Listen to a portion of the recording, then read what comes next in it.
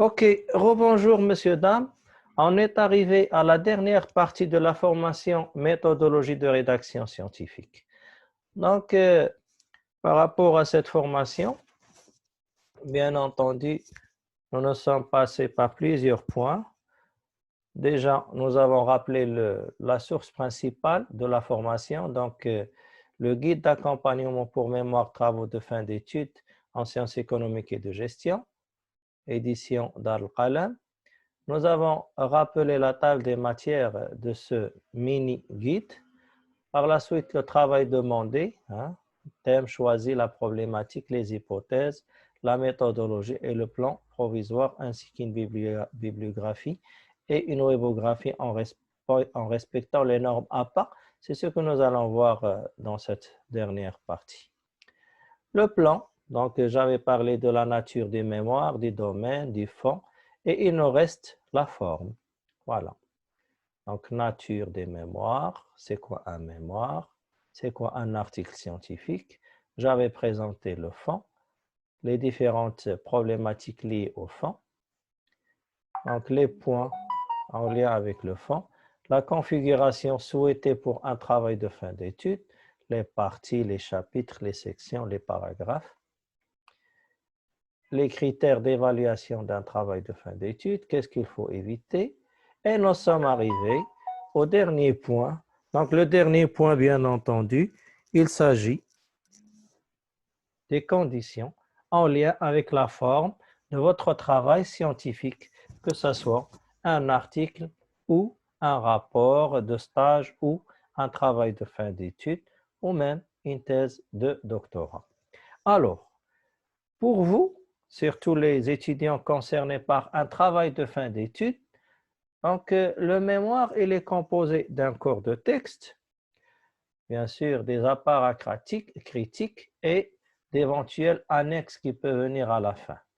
Nous préférons que le travail soit composé d'en moyenne cinquantaine de pages. C'est mieux d'utiliser Times New Roman comme police et la taille 12. Voilà. Et pour, bien entendu, pour les titres et tout ça, vous pouvez utiliser 14 pour les grands titres tels que les parties et tout ça. Mais pour les titres de chapitres, de sections, pas besoin d'utiliser plus grand que 12. Vous utilisez le 12, mais vous mettez en gras. Alors, la quantité n'est pas synonyme de la qualité, c'est normal, mais l'essentiel que ça soit en moyenne 50 pages. S'il s'agit d'un article scientifique, ça ne doit pas dépasser 20 pages. S'il s'agit d'une thèse de doctorat, c'est entre 200 et 300, ça dépend, bien entendu, selon votre encadrant. Alors, maintenant, nous allons parler des normes bibliographiques.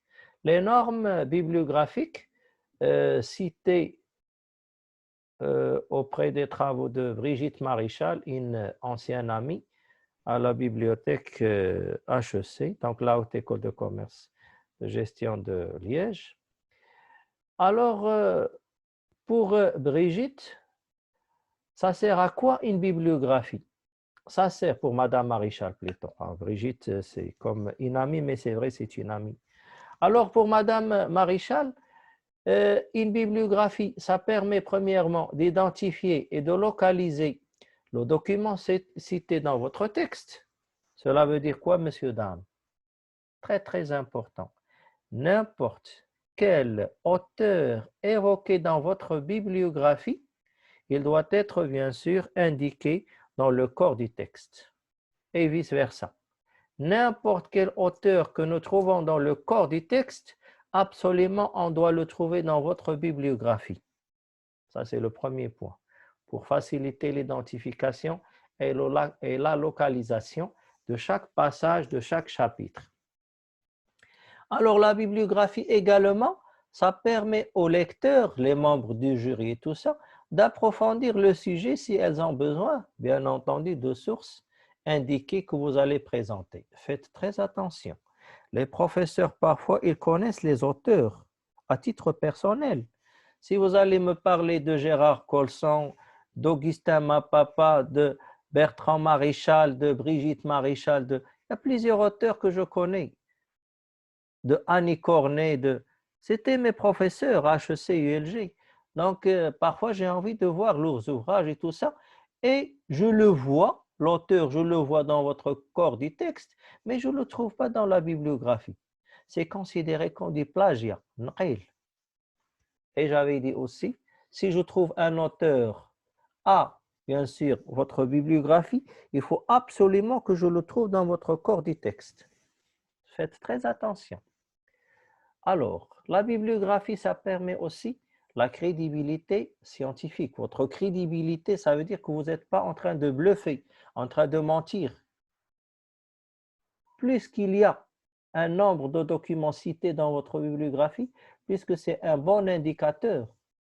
Parce que vous croyez qu'on va vous dire vous avez copié trop. Non, au contraire, ça montre votre effort de recherche et ça montre la qualité de votre recherche.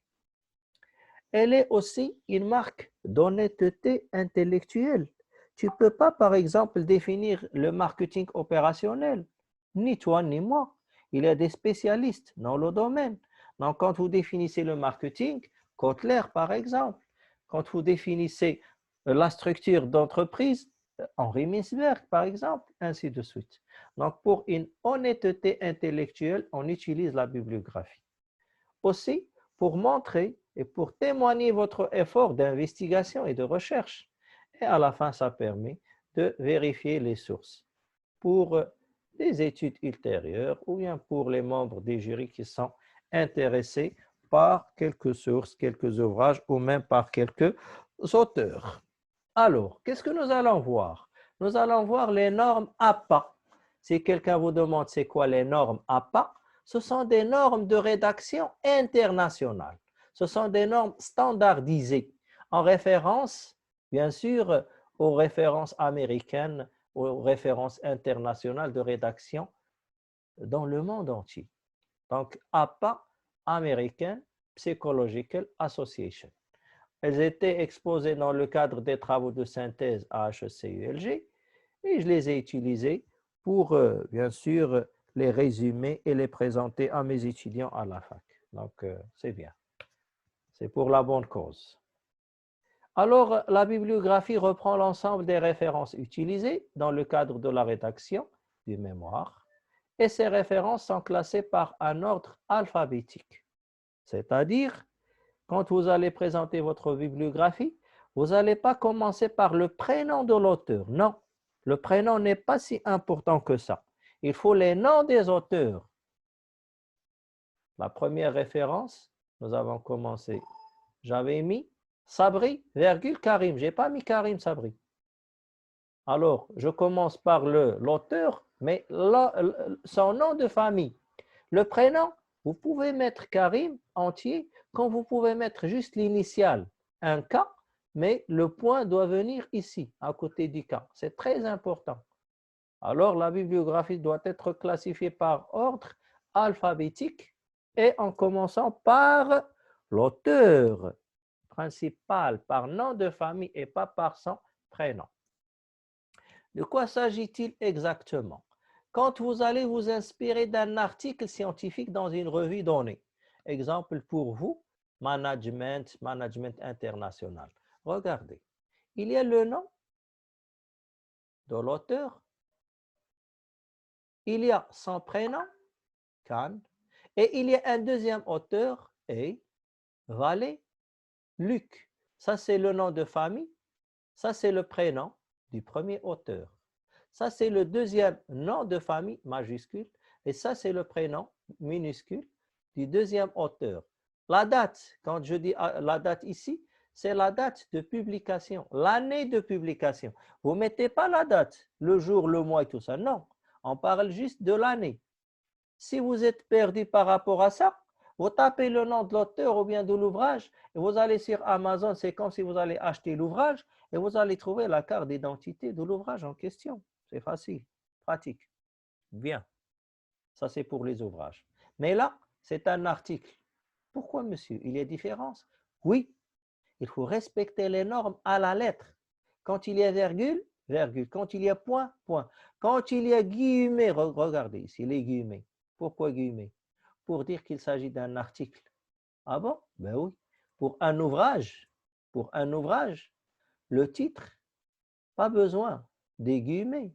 Regardez, ça c'est un ouvrage, il y a le titre, les grandes politiques européennes. Il n'y avait pas de guillemets. Par contre, si vous allez vous inspirer d'un article scientifique, là, il faut mettre les guillemets. Très important. Ça va, c'est clair? Bien.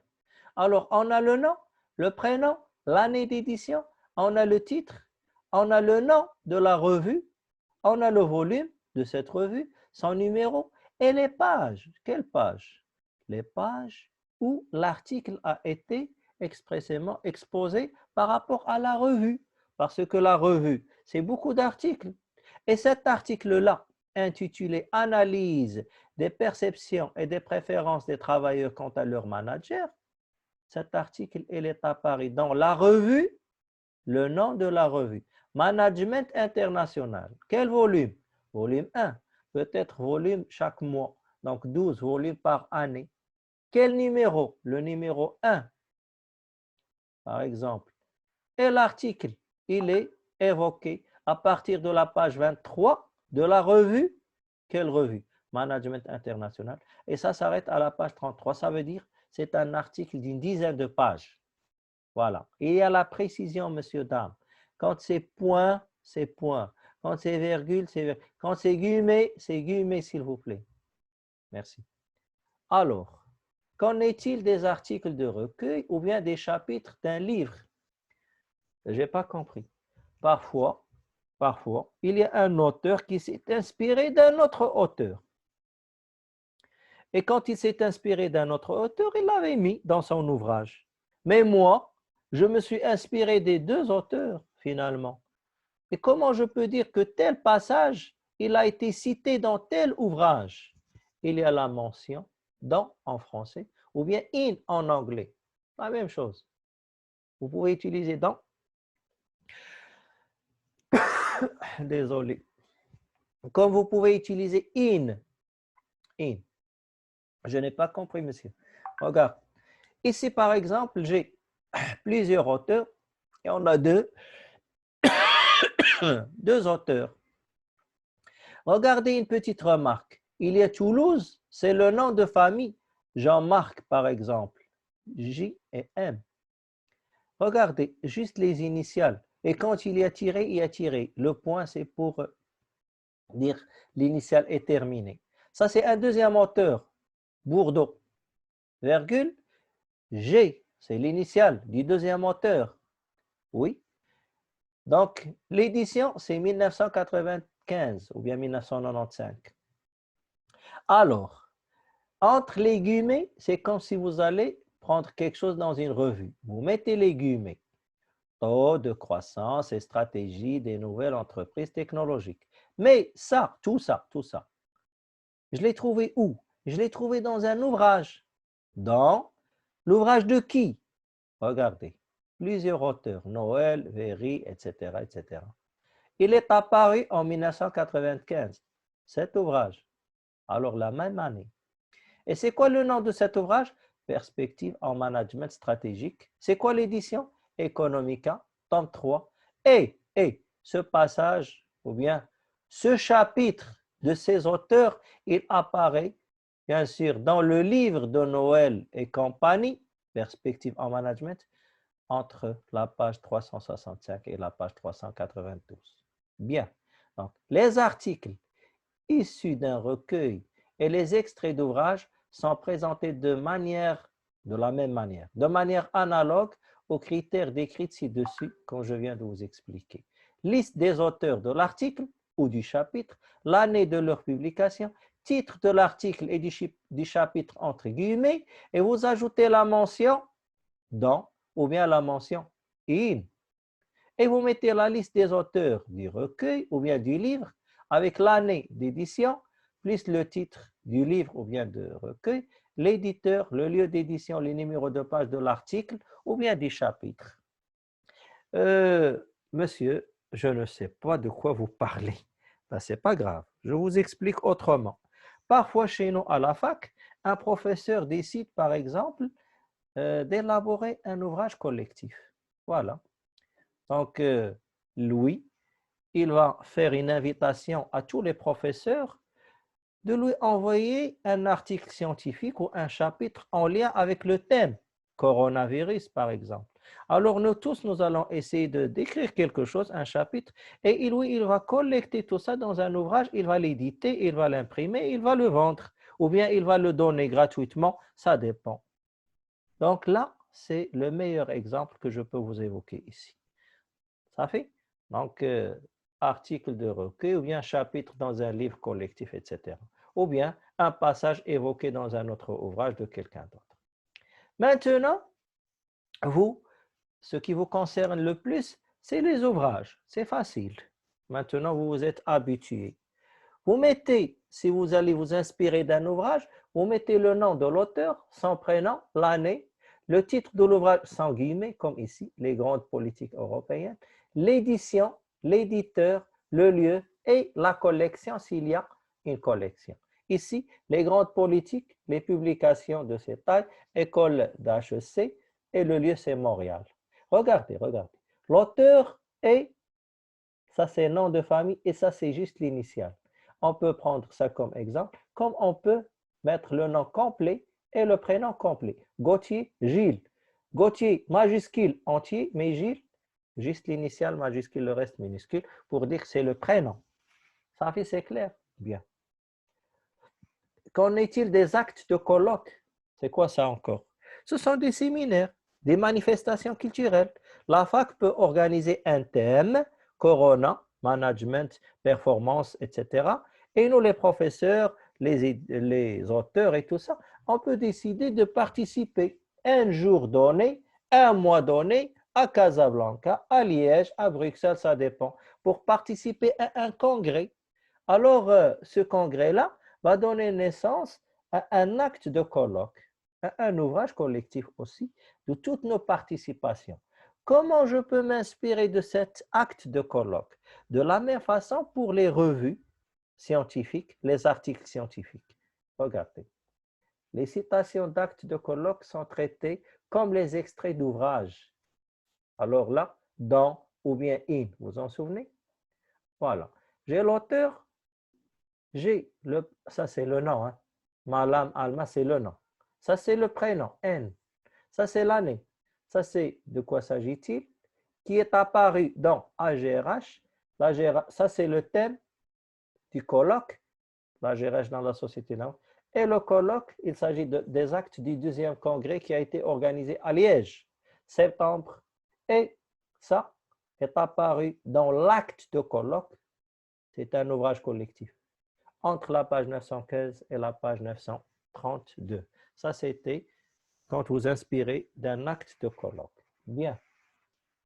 Maintenant, j'arrive à la cytographie ou bien la webographie. Cytographie en référence au site et webographie en référence au web. Il y a deux façons d'utiliser le web. Quand vous allez chercher des statistiques, par exemple, dans le site de l'ANRT, vous trouvez des tableaux, etc. Comment je peux dire que ces tableaux sont en provenance de l'ANRT? Donc, vous mettez wanrt.ma et vous mettez la date de consultation, absolument entre parenthèses. Ici, par exemple, j'ai pris l'exemple de l'AOT. Les Belges, ils prononcent ça un oui, l'AOT. Donc, WAOT, ça veut dire awt.be. 3W AOT, c'est l'agence wallonne des télécommunications, l'AOT.be, Belgique. Et ce site a été consulté le 3 septembre 2003, par exemple. Agence wallonne de télécom. C'est pour cela que j'avais parlé de l'ANRT, l'Agence nationale de réglementation des télécoms au Maroc, si je prends l'exemple du Maroc. D'accord, d'accord. Donc, ça concerne les statistiques, des illustrations. Mais qu'en est-il des ouvrages, des articles scientifiques que je peux trouver dans le net? Ah ben, c'est la même chose que ce que nous avions déjà vu avant. Vous mettez le nom de l'auteur de l'ouvrage, le prénom en entier ou initial, comme j'avais déjà précisé, l'année de publication entre parenthèses, et vous mettez en italique, ici, oui, italique, on peut, le titre du document en italique. Et après, le nom du site sur lequel vous avez trouvé ça, son adresse, comme ici par exemple. ainsi que l'adresse complète exacte des pages consultées. Mais il faut terminer par des parenthèses dans lesquelles vous allez mentionner la date de consultation, date exacte, le jour, le mois et l'année. Alors, la date de consultation, à ne pas oublier, s'il vous plaît. Pourquoi, monsieur? Parce qu'il y a des sites qui disparaissent du jour au lendemain, parce qu'il y a des sites qui connaissent des mises à jour, donc l'information peut changer du jour au lendemain. C'est pour cela qu'il faut préciser la date. Bien. Remarque, ça c'est une remarque que j'avais déjà formulée dans la vidéo numéro 2. J'ai un auteur, Gérard Colson par exemple, et je veux dire que ce passage, cette définition des méthodes multicritères ou bien de la méthode Prométhée, je l'ai copié-collé sans rien changer. Bidoni tasarruf. Je n'ai pas touché à sa définition. Comment je peux le mettre dans le corps du texte? Vous mettez selon Colson et Hall et d'autres. 2000, c'est l'année d'édition. Et vous mettez la définition entre guillemets et mode italique. Ça, c'est dans le corps du texte. C'est très important. À titre de rappel, all, ça veut dire autre. Ça peut s'écrire comme ça, avec deux L, comme ça peut s'écrire Ali. Moi, au départ, j'avais écrit que c'est Ali, c'est une personnalité arabe, hein, quand j'étais jeune. Et je me suis dit, hein, c'est un arabe qui travaille bien, qui fait de la recherche. Mais après, je me suis rendu compte que ce n'est pas Ali, un prénom, mais c'est plus une locution latine pour dire d'autres, c'est-à-dire Colson et d'autres auteurs. Attention, attention, attention. Dans la bibliographie, il n'y a pas de all, s'il vous plaît. Vous devez mettre tous les auteurs. Gérard Colson, Augustin Mapapa, Sabri Karim, qui ont rédigé un article à 3, par exemple. Ou M. Tonard avec aussi, vous ajoutez. Dans quelles conditions nous pouvons mettre cette locution all dans la bibliographie? Dans un seul cas. Quand l'ouvrage dépasse 6 auteurs. Si vous avez plus que 6 auteurs pour un ouvrage donné, ça veut dire que vous avez une vingtaine, une dizaine, 14 auteurs, alors là, c'est la seule occasion où vous pouvez utiliser all à la fin, c'est-à-dire à la bibliographie. Mais, obligatoirement, vous devez mettre les 6 premiers auteurs. Vous les mentionnez et vous ajoutez et all. Bien. Alors, cette locution et all, elle ne peut être évoquée que dans le corps du texte principalement, mais pas dans la bibliographie. À ne pas oublier, s'il vous plaît. Bien. Là, je vous ai laissé quelques sources électroniques. Vous pouvez les photographier pour plus tard. Il y a des sites qui sont accessibles gratuitement, il y en a d'autres qui sont payables, mais avec Corona, la majorité essaie bien sûr de libéraliser, de laisser les étudiants consulter ces sites. Je vais vous donner une deuxième liste. Voilà. Et il y aura aussi une liste pour les thèses de doctorat que vous pouvez consulter de chez vous. Pas besoin de vous déplacer à une librairie pour acheter des ouvrages ou bien à une bibliothèque pour louer parce que la majorité s'est fermée maintenant avec coronavirus. Alors, ici vous avez des thèses en ligne. etc. thèse.fr, ainsi de suite. Bien, bien. Nous allons clôturer cette formation par quelques conseils pour votre exposé, monsieur, dame. Par rapport aux exposés, il faut faire très attention. Votre thème doit être clair, donc le titre, la clarté dans le titre qui doit comporter le volet théorique et le volet pratique. L'ergonomie, qu'est-ce qu'on voulait dire par l'ergonomie? Les couleurs que vous allez utiliser, le mode choisi, PPT, le PowerPoint que vous allez utiliser, messieurs, dames, il faut que ça soit clair. Ce n'est pas parce que vous allez aimer les couleurs que vous allez mettre le bleu sur bleu, etc. Et bien sûr, la clarté va être menacée. Donc, si vous êtes perdu, il n'y a pas mieux que noir sur blanc, tout simplement. Regardez, qu'est-ce que j'ai ici? Les numéros de diaporama, très important, pour un petit peu se positionner. si les membres du jury ont envie de vous formuler une remarque ou de vous poser une question par rapport à une slide donnée. Comment ils vont faire si ce n'est pas numéroté? Donc, faites attention, il faut numéroter vos diaporamas.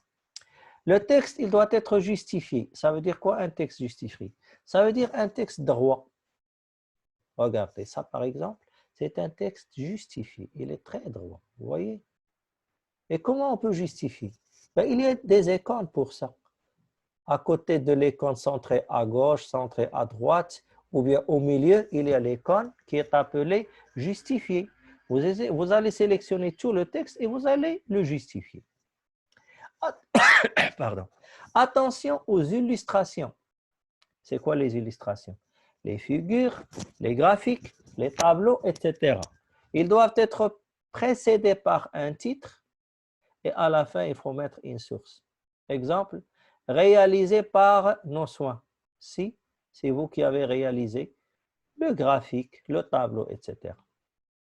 Par rapport à votre exposé, essayez de varier le contenu, de ne pas rester dans le texte, trop de texte.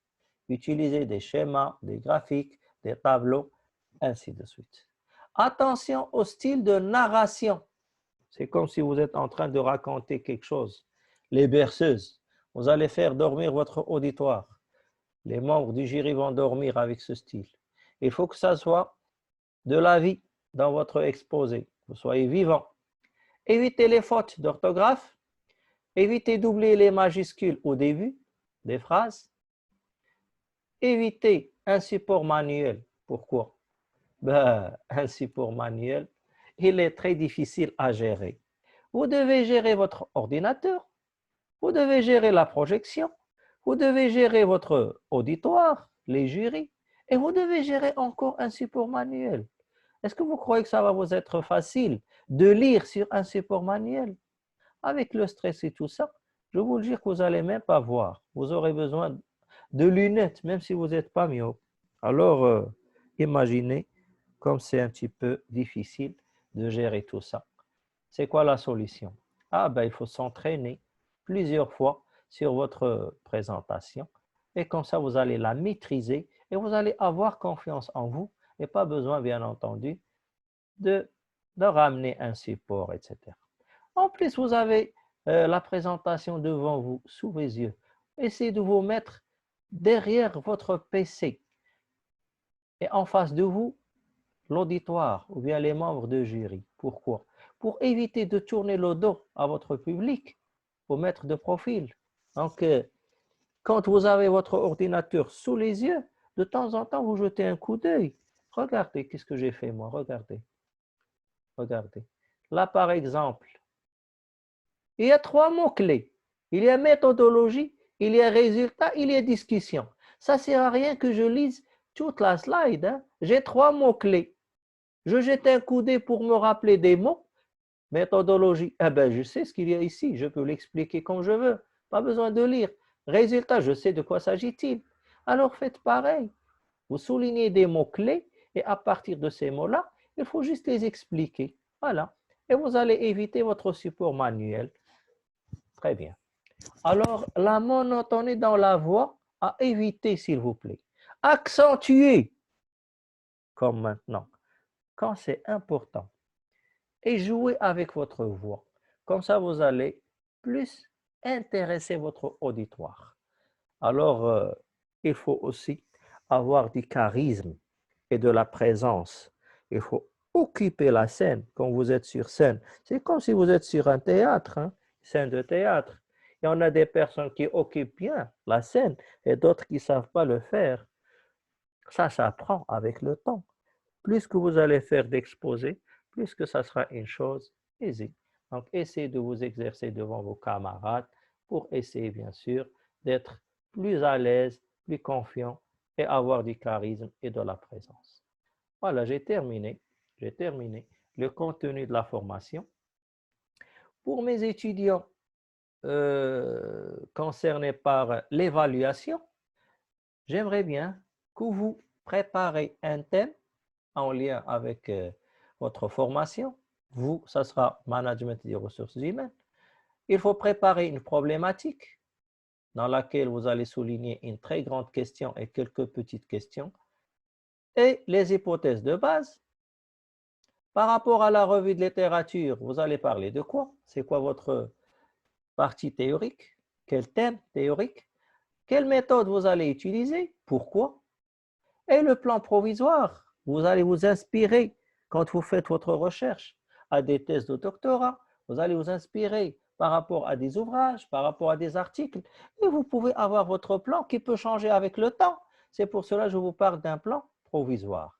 Et à la fin, vous devez présenter une très bonne bibliographie. Quand je dis bonne, c'est au niveau contenu, variété et aussi au niveau normes à respecter, les normes à pas à respecter. Et vous allez présenter tout ça sous format Word et aussi sous une forme exposée pour le présenter. Merci de votre attention.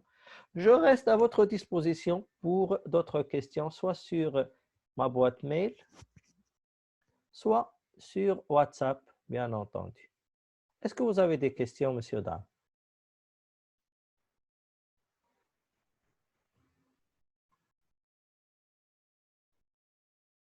Bien. Donc, sur ce, merci de votre attention et à la prochaine réunion.